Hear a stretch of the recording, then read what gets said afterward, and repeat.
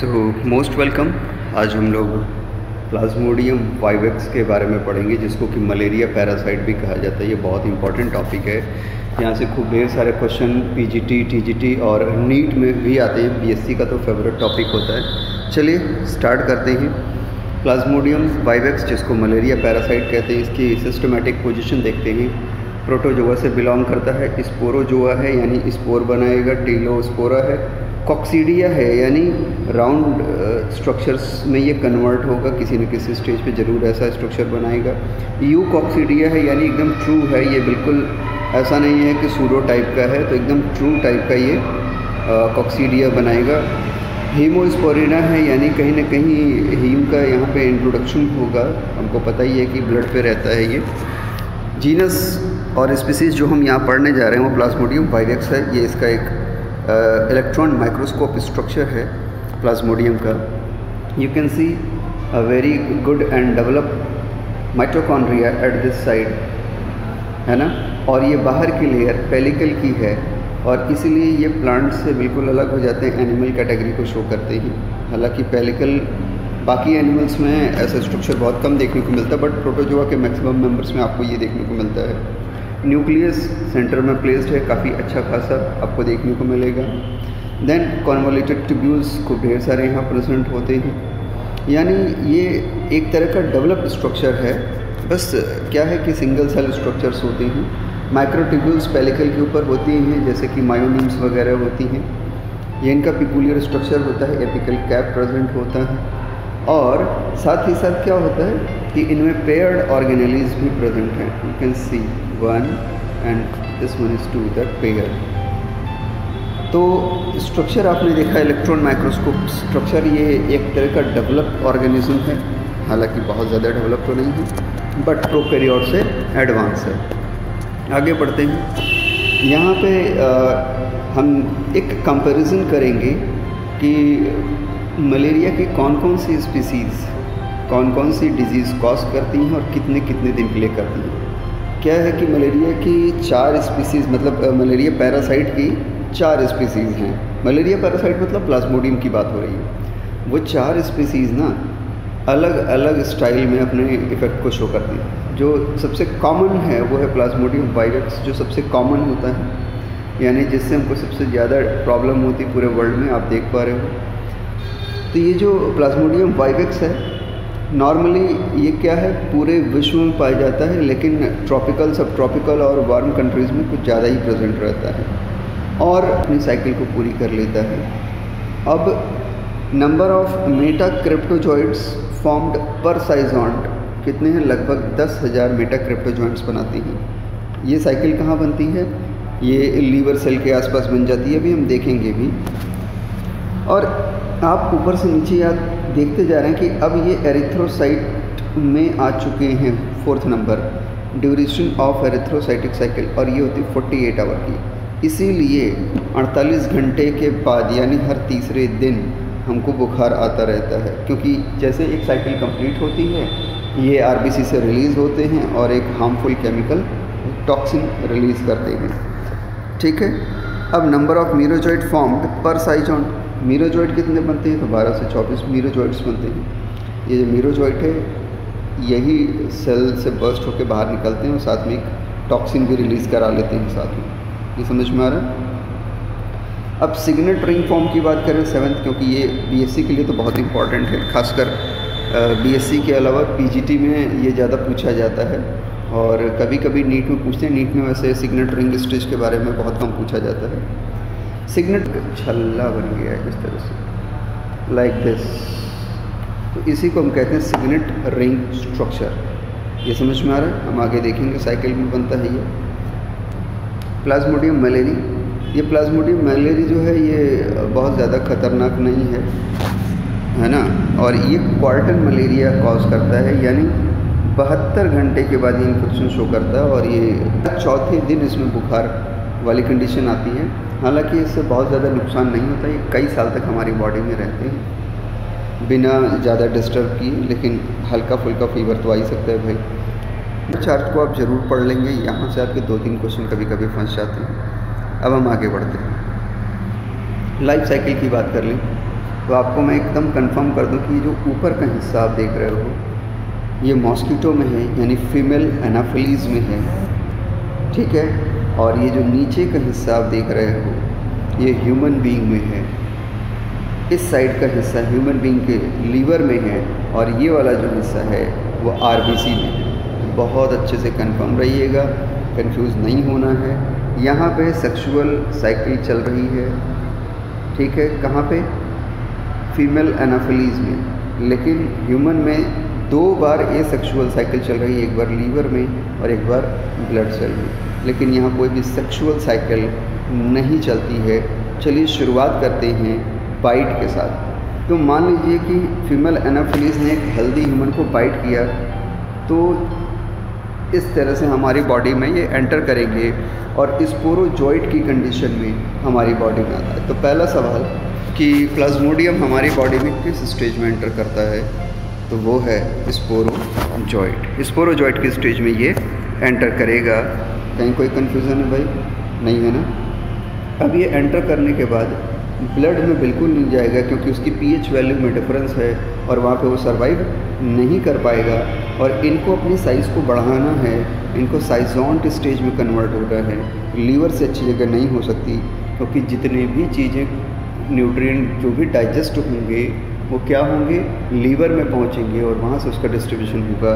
सो ये सीधे liver cells में, हिपैटिक सेल्स में जाते हैं। और अब जो स्पोरोजॉइट है वो किस में कन्वर्ट हो गया? साइजोंट में। नोट करते चलिए, कॉपी पेन उठा लीजिए, स्टेप बाय स्टेप। कहीं कोई कन्फ्यूज़न हो तो मुझसे पूछिए, ठीक है। साइजोंट क्या होते हैं कि जो नॉर्मल होती है वो साइज़ में काफ़ी बड़ी हो जाती है, खूब ढेर सारा साइटोप्लाज्मिक कंटेंट हो जाता है और इसमें न्यूक्लियाई डिवाइड हो जाती है, खूब ढेर सारे न्यूक्लियाई बनते हैं। बाद में फिर यही इनके बाहर प्लाज्मा मेम्ब्रेन आती है तो ये न्यू इन्फेक्शियस बॉडी में कन्वर्ट हो जाते हैं। नाउ साइजोंट में जब न्यूक्लियाई बन जाएगा तो यहाँ पे जो नेक्स्ट स्ट्रक्चर बनेगा वो होगा क्रिप्टोजॉइट। और याद रखेंगे कि अभी तक हमें बुखार नहीं हो रहा है, यानी अभी भी अपने आप को तैयार कर रहे हैं हमें बीमार करने के लिए। तो schizont is now converted into what? Into cryptozoites. These are converted into cryptozoites. ये याद रखिएगा। ये कहाँ हो रहा है? लीवर में। और क्रिप्टोजॉइट्स क्या करेंगे? ये फिर से लीवर सेल में अटैक करेंगे और मेटा क्रिप्टोजॉइट्स में कन्वर्ट हो जाएंगे। किस में कन्वर्ट हो जाएंगे भाई साहब? मेटा क्रिप्टोजॉइट्स में। यानी एक बार फिर से साइजोंट स्टेज को पार करते हुए मेटा क्रिप्टोजॉइट्स में कन्वर्ट होती है। मेटा क्रिप्टोजॉइट्स में जब ये कन्वर्ट हो जाती हैं तब जा कर के अब ये रेडी हो गए हैं आरबीसी में एंटर करने के लिए। तो इनकी एक ए सेक्सुअल साइकिल यहाँ पे कंप्लीट हो गई पूरी की पूरी। फिर से समझिएगा कि कैसे पूरी हुई। जब इन्होंने हमारी बॉडी में एंटर किया, ह्यूमन की बॉडी में, तो ये थे स्पोरोजॉइट कंडीशन में। फिर इन्होंने अपनी साइज़ को बढ़ाया, साइजोंट हो गए। साइजोंट तब होता है जब अपनी साइज़ को बढ़ाना होता है नेक्स्ट ए सेक्सुअल साइकिल को पूरा करने के लिए। तो याद रखेंगे साइजोंट तब आएगा। ये हर स्टेज पे आपको मिलेगा, लगभग हर जगह साइजोंट आपको मिलेंगे। ये समझ में आ रहा है? साइजोंट हुआ, फिर इसके न्यूक्लियाई में डिवीज़न, न्यूक्लियस में डिवीज़न हुआ, खूब ढेर सारी न्यूक्लियाई बनी और फिर उस पर जब मेम्ब्रेन आ गया तो ये कन्वर्ट हो गया किस में? क्रिप्टोजॉइट्स में। क्रिप्टोजॉइट्स रिलीज़ हुए और फिर से दूसरे लीवर सेल को इन्होंने इन्फेक्ट किया, वहाँ पे अपने आप को इस्टेब्लिश किया और वहाँ पे फिर जाके साइजोंट में कन्वर्ट हुए। साइजोंट में कन्वर्ट होने के बाद फिर उन्होंने न्यूक्लियस के डिवीज़न किए, बहुत सारी न्यूक्लियाई बना ली और वहाँ पे अब ये मेटा क्रिप्टोजॉइट के फॉर्म में कन्वर्ट हो चुके हैं। Now this meta cryptozoite enters into the red blood cell. अब ये हमारी आरबीसी में एंटर करता है। तो यहाँ पे एंटर हुआ। तो दूसरा सवाल कि आरबीसी में प्लाज्मोडियम का कौन सा मॉर्फ या कौन सा स्वरूप एंटर करता है, तो वो है मेटा क्रिप्टोजॉइट। याद रखेंगे ना? Good, very good. Meta cryptozoite जब एंटर करता है तो अब ये एक नए फॉर्म में कन्वर्ट होता है, that is trophozoite. That is what? Trophozoite. याद रहेगा? यस। ट्रोफोजॉइट क्या करता है कि आरबीसी, जिस आरबीसी में एंटर करता है उसकी अंदर के फूड मटेरियल्स वगैरह को वो क्या करता है? खा जाता है। लगभग 1/3 पार्ट को वो फिनिश कर लेता है और एक स्पेशल स्ट्रक्चर में कन्वर्ट हो जाता है जिसको सिग्नेट रिंग स्टेज कहते हैं। और सिग्नेट रिंग स्टेज की सबसे खास बात ये होती है, you can see this structure, this is what signet ring structure. इसमें एक ही न्यूक्लियस होता है, मतलब क्रोमैटिड एरिया होता है। और अगर मैं इसको अलग से ड्रॉ करूं तो मान लीजिए कि ये एक क्रोमैटिड एरिया है, एक जगह कंडेंस हो गया और बाकी पार्ट जो है इसका इस तरह से आपको देखने को मिलता है। तो प्लाज्मोडियम ने एक स्पेशल शेप अज्यूम कर लिया and this is what the signet ring stage. You can observe it here, this is what signet ring structure. तो ऐसा दिखने लगा, जिसको सिग्नेट रिंग स्ट्रक्चर कहते हैं। तो फिर से एक सवाल आ गया कि सिग्नेट रिंग स्ट्रक्चर कहाँ पे प्लाज्मोडियम की पूरी लाइफ साइकिल में कहाँ पे बनता है। तो आप कहेंगे कि सिग्नेट रिंग स्ट्रक्चर प्लाज्मोडियम की पूरी लाइफ साइकिल की अगर हम बात करें तो ह्यूमन के एरिथ्रोसाइटिक फेज़ में बनता है। किस फेज़ में बनता है? ह्यूमन के एरिथ्रोसाइटिक फेज़ में बनता है। ह्यूमन में क्या है, दो फेज़ हैं, एक एक्सो एरिथ्रोसाइटिक है, दूसरा एरिथ्रोसाइटिक है। एक्सो एरिथ्रोसाइटिक कहाँ है? लीवर में होता है ना। इसको प्री एरिथ्रोसाइटिक फेज़ कह सकते हैं। ठीक, तो अब ये समझ में आ रहा है ना। तो सिग्नेट रिंग स्टेज बनने के बाद अब अमेबॉइड स्टेज आती है। तो फिर से एक सवाल आ गया कि अमेबॉइड स्टेज सिग्नेट रिंग स्टेज के बाद आती है या उसके पहले आती है। तो आपको अब कंफर्म हो जाना चाहिए कि सिग्नेट रिंग स्टेज के बाद अमेबॉइड स्टेज आती है। अमेबॉइड स्टेज अपने न्यूक्लियस को डिवाइड करता है, बहुत सारी न्यूक्लियाई बनाता है, यानी फिर से साइज़ोन। तो अब तो आप कंफर्म हो गए, साइज़ोन तभी बनेगा जब बहुत सारी न्यूक्लियाई बनने होंगे, सिंपली अपने नंबर को बढ़ाने होंगे। और उसके अगल बगल कुछ डेंस मटेरियल होते हैं जिसको शफनर्स ग्रेन्यूल कहते हैं। ये पिगमेंटेड स्ट्रक्चर होते हैं, शफनर्स ग्रेन्यूल।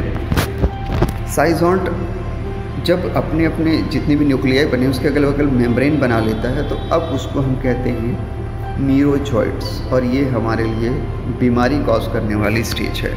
तो अब आपसे मैं पूछ सकता हूँ कि किस स्टेज में हम बीमार महसूस करते हैं, हमें बुखार आना शुरू करता है? तो मीरोजॉइड की जब स्टेज बनती है तब। क्यों? ऐसा क्यों? क्योंकि जब ये मीरोजॉइड बनते हैं तो साथ में एक केमिकल रिलीज़ कराते हैं जो कि टॉक्सिन है हमारे लिए, hemozoin. You can see this is what hemozoin. तो याद कर लीजिए कि हमें बुखार क्यों आता है? हीमोजोइन के रिलीज़ होने की वजह से। और ये प्रोसेस होने में कितना टाइम लग गया? तो एक बार जो पहली बार रिलीज़ होगा ये 7 से 8 दिन के बाद हुआ होगा, और 7 से 8 दिन के बाद जब ये हुआ होगा, अब इसके बाद हर तीसरे दिन ये साइकिल रिपीट होगी। कैसे, ये भी देखते हैं। अब ये जो मीरोजॉइड्स हैं ये आरबीसी को बस्ट करके रप्चर करेंगे बाहर, और जब आरबीसी को बस्ट करके ये रप्चर करके बाहर निकलेंगे तो अब इनमें मॉडिफिकेशन आता है। क्या कि कुछ मीरोजॉइड्स तो फिर से आरबीसी पे अटैक करते हैं, ए सेक्सुअल साइकिल को फिर से उसी मैनर में आगे बढ़ाएंगे। और ये प्रोसेस इनको पूरा करने में कितने समय लगता है भाई साहब? 3 दिन का समय लगता है। मतलब आप कह सकते हैं 2 दिन के समय में ये पूरा कर लेंगे, तीसरे दिन फिर से बस्ट हो जाएंगे। तो हर तीसरे दिन हमको बुखार आना, हर थर्ड डे पे प्लाज्मोडियम वाइवेक्स की अगर हम बात करें तो हर तीसरे दिन हमको बुखार आएगा, कपकपी लगेगी, ठंडी लगेगी और बुखार आएगा। ये कंफर्म हो गया। लेकिन कुछ ऐसे सेल होंगे जो मॉडिफाई हो जाएंगे, एक माइक्रो गैमेटोसाइट में कन्वर्ट हो जाएंगे और दूसरा जो फॉर्म होगा मेगा गैमेटो पे पड़े हैं ह्यूमन के ब्लड में। जैसे ही कोई मॉस्किटो यानी फीमेल एनाफिलीज फिर से ब्लड को यहाँ पे शक करेगी यानी हमें काटेंगे, तो उनके मिड गट वाले पोर्शन में ये चला जाएगा। भाई मिड गट वाले पोर्शन में कैसे चला जाएगा? क्योंकि वो प्रोबोसिस के थ्रू लेंगे तो पहले तो उसी हिस्से में जाएगा, ठीक है। तो मिड गट वाले हिस्से में जाने के बाद अब ये जो मेगा और माइक्रो गैमेटोसाइट आपको दिख रहे थे, इनमें मॉडिफिकेशन होता है। क्या? मेगा गैमेटोफाइट तो ओवल फॉर्म में ही रहती है, बस इनमें एक स्पेशल चीज़ बनती है और वो है कोन of reception. You can see here that here what cone of reception is form. एक बाहर निकला हुआ स्ट्रक्चर होता है जो नॉर्मल, ये मान लीजिए कि मेगा गैमेटोसाइट है, तो एक पर्टिकुलर पॉइंट में इसमें स्वेलिंग आती है और ये कुछ इस तरह से कन्वर्ट हो जाते हैं। तो ये जो बाहर निकला हुआ हिस्सा है ये क्या है? कोन ऑफ रिसेप्शन है, जिसको यहाँ पे लिखा गया है। तो कोन ऑफ रिसेप्शन किस लिए है? मेल गैमीट को रिसीव करने के लिए। किसके लिए? मेल गैमीट को रिसीव करने के लिए। मेल गैमीट यानी माइक्रो गैमेटोसाइट में बड़ा बढ़िया सा एक वो होता है, चेंज आता है। वो देखिए क्या है कि इसमें पहला स्टार शेप स्टेज आता है जिसमें एक न्यूक्लियाई डिवाइड होके 6 से 12, याद रखेंगे 6 से 12 अलग अलग न्यूक्लियाई, एक न्यूक्लियस कितने में कन्वर्ट हो गए, 6 से 12 न्यूक्लियाई में। अब 6 से 12 न्यूक्लियाई में कन्वर्ट होने के बाद x flagellated star like structure, चक्र जैसा स्ट्रक्चर बनाते हैं। और इसमें एक एक हिस्सा, एक एक मेल गैमीट है, इनमें से कोई भी एक गैमीट निकल के फीमेल को फर्टिलाइज कर सकता है और करता है, और कोन ऑफ रिसेप्शन पे जाके जुड़ता है। You can see this structure very very very very clearly, है ना। कोन ऑफ रिसेप्शन पे जाएगा and this process is known as what, fertilisation. तो सेक्सुअल साइकिल कहाँ चल रही है भाई साहब, मॉस्किटो में। मॉस्किटो में भी कहाँ चल रही है, उसके मिड गेट या फेरिंग्स के नीचे वाले हिस्से में चल रही है, सलाइवरी ग्लैंड में नहीं चल रही है। ये भी क्वेश्चन अच्छे से याद कर लीजिएगा, इसको नोट कर लीजिएगा। और फर्टिलाइजेशन होने के बाद ऊकाइनेट स्टेज आती है। So please don't be confuse कि ऊकाइनेट स्टेज सबसे इम्पॉर्टेंट पहली स्टेज है, नहीं। सेक्सुअल रिप्रोडक्शन की प्रोसेस कंप्लीट होने के बाद, यानी फर्टिलाइजेशन को पूरा होने के बाद ही ऊकाइनेट स्टेज आती है। अब यही ऊकाइनेट स्टेज अपनी साइज़ को फिर से बढ़ाती है और ऊसिस्ट में कन्वर्ट होती है, और ये स्टमक की वॉल से अपने न्यूट्रिशन को लेती है। ऊकाइनेट्स स्टमक की वॉल में अपने आप को एनगल्फ कराते हैं, वहाँ अंदर जाते हैं, वहाँ से अपने आप को क्या करते हैं, न्यूट्रिशन लेते हैं, साइज़ को बढ़ाते हैं, ऊसिस्ट में कन्वर्ट होते हैं। जब साइटोप्लाज्मा एक ठीक ठाक लेवल तक बढ़ जाता है तो ऊसिस्ट में फिर से ढेर सारी न्यूक्लियाई बनती है। अब की बार 16 से 32 16 to 32 न्यूक्लियाई बनेंगे। फिर हर एक न्यूक्लियाई के पास अपना साइटोप्लाज्मिक मास होगा, और उसके बाद उनके ऊपर एक कवर आएगी, है ना।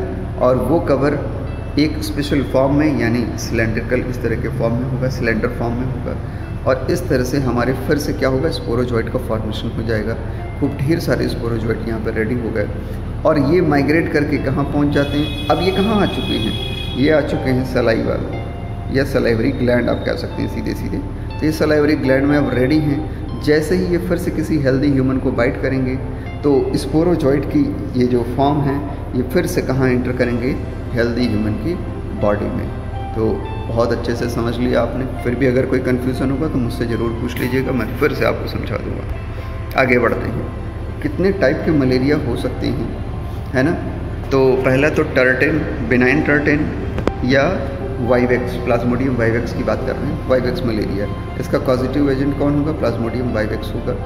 और ये हर तीसरे दिन, एवरी थर्ड डे इसमें फीवर आएगा, यानी 48 घंटे के बाद। इस तरह की मलेरिया से डेथ नहीं होती है नॉर्मली, इस तरह की मलेरिया से डेथ नहीं होती है, लेकिन प्रॉपर ट्रीटमेंट की बहुत ज़रूरत होती है। अब हम क्वार्टन मलेरिया की बात करते हैं। क्वार्टन मलेरिया जो है प्लाज्मोडियम मलेरिया से होने वाली एक प्रॉब्लम है, और 72 घंटे के बाद, अब इसका सीधा मतलब है कि हर चौथे दिन इसमें बुखार होना शुरू हो जाता है। और सबसे बड़ी बात देखिए, 40 साल तक हमारी बॉडी में ये रहता है अनट्रीटेड पर्सन को, यानी ये बहुत ज़्यादा नुकसान नहीं पहुंचाता है। तो इसको आप याद कर सकते हैं कि प्लाज्मोडियम मलेरिया से जो मलेरिया होता है वो हमारे लिए बहुत नुकसान करने वाला नहीं है, हालांकि बीमारी तो बीमारी ही होती है। थर्ड टाइप की बात करें तो ओवेल या माइल्ड मलेरिया की बात करते हैं। प्लाज्मोडियम ओवेली से ये होता है हमको, और इसमें भी हर तीसरे दिन क्या बोलते हैं, हमें बुखार आता है। Ovale malaria is not greatly harmful and is mainly confined to some tropical African region. चौथा है एस्टिवो ऑटमनल मैलिग्नेंट टर्टेन या परनीसियस मलेरिया, और ये बहुत ख़तरनाक है, प्लाज्मोडियम फैल्सीपेरम। इसमें भी हर तीसरे दिन ही बुखार आता है, लेकिन इसमें बुखार बड़ा तकलीफ़ वाला होता है, दर्द वाला होता है, और हड्डियों में बड़ा दर्द करता है, और ये मृत्यु तक पहुंचा सकता है। Even it is what fatal to the patient, क्योंकि ये ब्रेन को अफेक्ट करता है। इज़ इट क्लियर, यहाँ तक कोई समस्या है ना। तो इसलिए इसको बहुत अच्छे से ज़रूर चेक कराना चाहिए कि भाई साहब आपको अटैक किसका हुआ है। और पांचवा क्या है, कोटिडियन मलेरिया, मतलब कि भैया एक ने नहीं, बहुत ढेर सारी स्पीसीज़ ने मिलकर हमला कर दिया। When more than one species of Plasmodium infect the patient or when 2 or 3 generations of the parasite mature on successive days, तो ऐसे में बीमारियां वो जो बुखार है ना वो हर रोज़ हमारी बॉडी में रहेगा और हमको परेशान करता रहेगा। स्टेजेस की बात कर लें तो नॉर्मली मलेरिया के बारे में तो बहुत अच्छे से आपको पता ही है। सबसे पहले ठंड लगना शुरू हो जाता है ना, और ये कपकपी बड़ी प्रॉब्लम करती है, लेकिन इसी से आइडेंटिफाई होता है कि ये मलेरिया की स्टेजेस हैं। हॉट स्टेज की बात करें तो as the chill subsidise the body temperature rises as high as 41 degree Celsius. और इसका मतलब समझते हैं, इसका मतलब कि आप ना हिल सकते हैं ना डुल सकते हैं, और इतना ज़्यादा आपको प्रॉब्लम होती है कि सिर में दर्द, बेचैनी, उलझन होती है। आप सोचते हैं कहाँ निकलूँ, किधर जाऊँ, लेकिन फिर हाथ पांव काम करते नहीं हैं, और ये लगभग 2 से 3 घंटे आपको बहुत परेशान करता है। और रात में अक्सर जब आप रेस्ट पे जाते हैं तो रात के समय ये बहुत ज़्यादा होता है। मॉर्निंग में 3-4 बजे के आसपास फिर आराम मिलना शुरू होता है।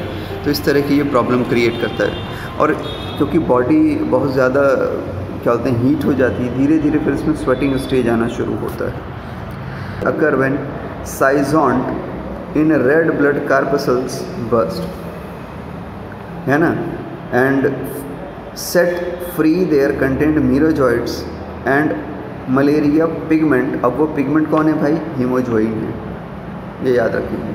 तो कौन सा होगा, है ना, हीमोजोइन को ये ब्लड के प्लाज्मा में भेजते हैं, और ये हमारी नॉर्मल फिजियोलॉजी को अल्टर करता है, और इस तरह से हम बीमार होना शुरू हो जाते हैं। अब इन्फेक्शन की बात करें, अगर ये थोड़ा सा और एडवांस कंडीशन में आ जाए तो in infections with plasmodium species anaemia is invisible. The reason for the origin of anaemia are as follows. क्या क्या कारण हो सकते हैं जिसकी वजह से अनीमिया को न्योता मिल गया यहाँ पे बिना बुलाए?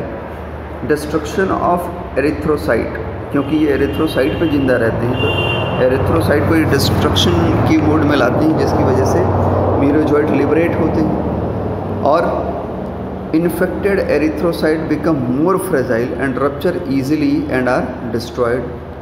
The enlarged spleen due to malaria infection release a lytic substance called lysolecithin। इसको भी नोट कर लीजिए भाई। lysolecithin जो एरिथ्रोसाइट यानी आरबीसी को क्या करते हैं? डिस्ट्रॉय कर देते हैं। ये समझ में आ रहा है ना? तो आप देख रहे हैं कि किस तरह से अनीमिया के लिए एकदम माहौल बनता जा रहा है। मलेरिया पैरासाइट प्रोड्यूस हीमोलाइसिन, फिर से नोट कर लीजिए, हीमोलाइसिन जो कि एक एंटीबॉडी है which brings about haemolysis of some normal erythrocyte. अब अगर ये केस बहुत ही खतरनाक हो, क्रोनिक केस की बात करें, तो spleen becomes enlarged and fibrosed so much that it ruptures under the influence of trauma. इसका सिंपल सा मतलब ये है कि बहुत ही ज़्यादा बीमार करता है इंसान को। अब आगे बढ़ते हैं। Plasmodium does not produce antibodies और toxins in human blood like germs of other infectious disease such as cholera and smallpox. Therefore, treatment of malaria by inoculating and vaccination is out of the question. Value of quinine has been known for a long time. यानी quinine तो वेदों में भी इसके बारे में लिखा गया है ना, और वहाँ से हम इसका यूज़ करते ही आ रहे हैं क्विनाइन का। सिंकोना ट्री की बात कर रहे हैं, इन जावा, पेरू, सेलोन एंड इंडिया ये सबसे ज़्यादा यूज़ हो रहे हैं। और ये क्या 300 साल यहाँ लिखा है, लेकिन मुझे तो लगता है कई हज़ार साल से इसका यूज़ हो रहा होगा। But during the world war II Japan got controlled the major quinine producing areas of the East Indies and scarcity of quinine led to the production of various synthetic drugs, जिसमें कि कैमोक्विन, एचेब्रीन, quinine, chloroquine, है ना, इन सब का बहुत ज़्यादा development हुआ। और इस तरह से इन्होंने हमें पूरी तरह से लाइफ को ही चेंज कर दिया, बना के रख दिया। और इस तरह से एक आइडियल ड्रग्स के डेवलपमेंट की शुरुआत हुई 25 mg और 50 mg के टैबलेट के फॉर्म में।